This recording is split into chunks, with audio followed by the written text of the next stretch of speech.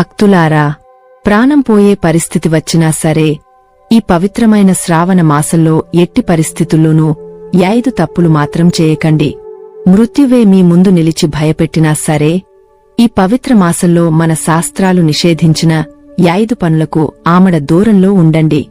లేకపోతే ఎంతో భక్తి శ్రద్ధలతో మీరు ఆచరించే శ్రావణ సోమవార వ్రతాల వల్ల దక్కాల్సిన పుణ్యఫలం, ఆధ్యాత్మిక శక్తి అంతా ఒక్క క్షణంలో ఆవిరైపోతుంది. ఈ వీడియోలో మనం ఎన్నో అద్భుతమైన విషయాలు మాట్లాడుకోబోతున్నాం. అసలు శ్రావణ మాసంలో వంకాయను ఎందుకు ముట్టుకోకూడదు? ఉపవాసం ఉన్నప్పుడు ఎలాంటి ఆహారం తీసుకుంటే శివయ్య కరుణిస్తాడు? పరమ పవిత్రమైన పసుపును ఈ కాలంలో ఎందుకు వాడకూడదు? అన్నిటికంటే ముఖ్యంగా ఏ 3 వర్గాల మహిళలు శ్రావణ సోమవార వ్రతాన్ని పొరపాటున కూడా ఆచరించకూడదు?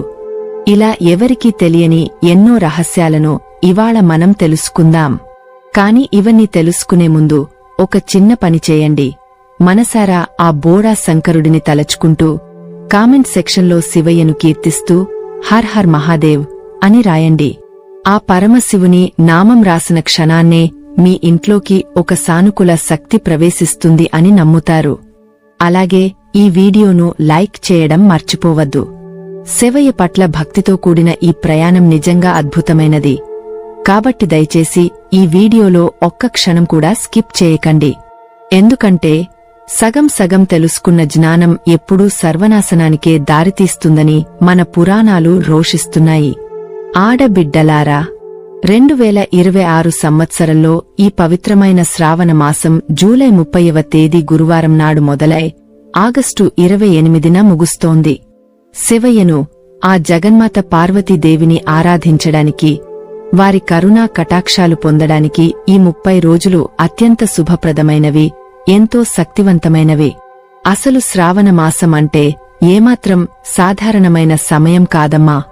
ఇది విశ్వ సృష్టికర్త, పోషకుడు, సంహారకుడు, దేవాదిదేవుడైన మహాదేవుని స్వంత కాలం.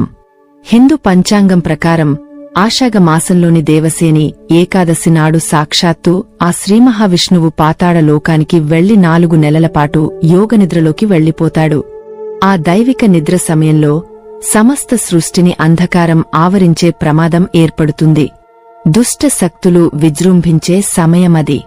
సరిగ్గా ఆ సమయంలోనే ఈ అనంతమైన విశ్వాన్ని వినాశనం నుండి రక్షించడానికి మహాదేవుడే